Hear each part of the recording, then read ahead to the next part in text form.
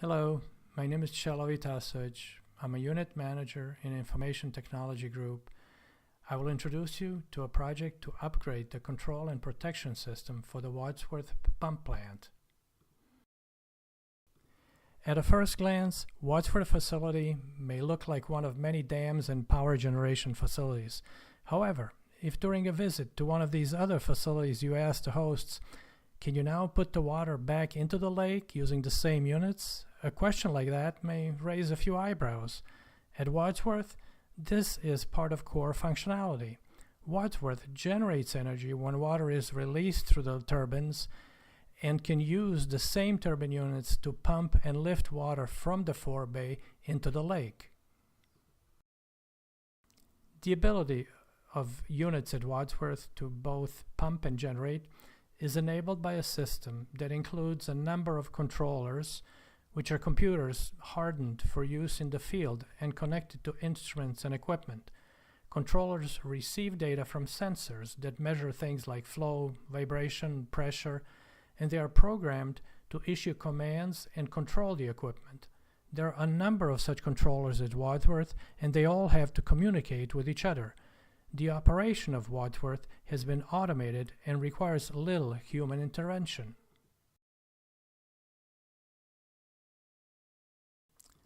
Some of the equipment in Metropolitan's system has been around for decades and it still operates well. However, equipment that includes sophisticated controls requires more frequent updates. Advanced technology has a much more limited lifespan. Few of us have the same cell phones today that we used 10 years ago. The driver for the upgrade of the Wadsworth pump plant was the obsolescence of the control system technology, the part of the plant that is most advanced and the most vulnerable to aging.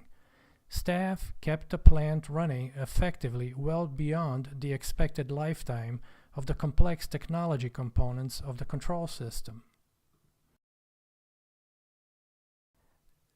The upgrade was completed in summer of 2020. After several rounds of extensive testing, all engineering documentation has been reviewed and accepted, and the plant has been accepted for beneficial use.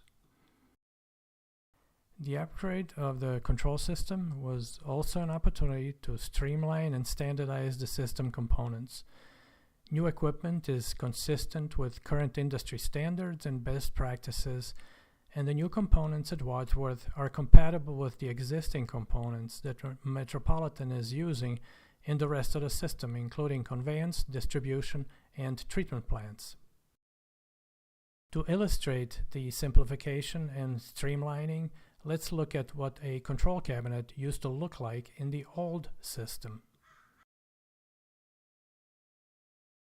The old cabinets included a number of old-fashioned indicators and gauges.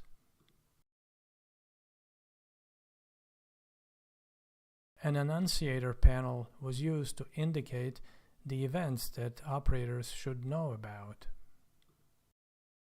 These types of indicators were hardwired through complicated wiring.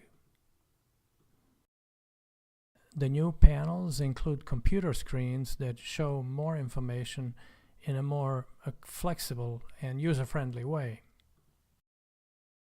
So the wiring inside the cabinet is now much simpler and cleaner. For example, all the wires that were required to power up the different annunciators were now replaced with only a couple of cables.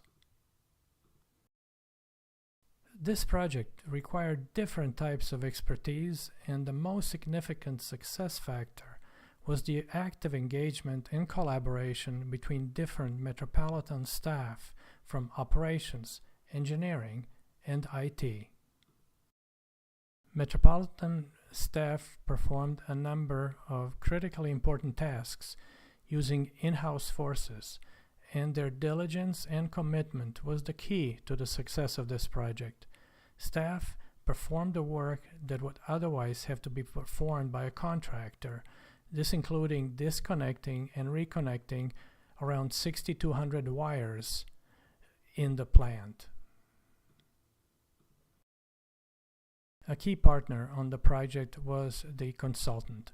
who performed the engineering work and coordinated a number of different vendors who were providing different system components.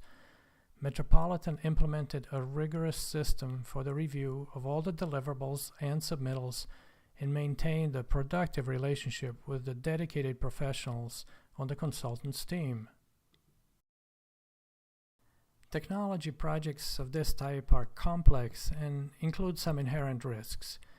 Our project management approach was based on identifying and proactively mitigating such risks. This helped us avoid costly mistakes and execute the project effectively. We used prototyping and piloting to test key design decisions and included the lessons learned as we raised the implementation from prototype to full scale. This drone video was taken during our pump testing. It is inspiring to see the plant running after all the effort and hard work. Please note that the water was pumped from the forebay and then returned back to the forebay through the cone valves. This enabled the project team to fully test the pumping functionality without introducing any CRA water into the lake. The plan had to be reconfigured by plant staff for each series of generation and pumping tests. Finally, I'd like to acknowledge the contributions by Metropolitan staff, including Mike Lassay, Steve Heathcote, Bryce Chandler, Matt Irving, Scott Ryerson, Brian Raymond, Jackie Wong, Dan Starkey, Larry Domingo, David Trotter, Dan Paricio, Claudio Salazar, Kian Esseri, Tony Yip, and Ronaldo Reed. And at this point, we're ready for your questions. And thank you very much for your time.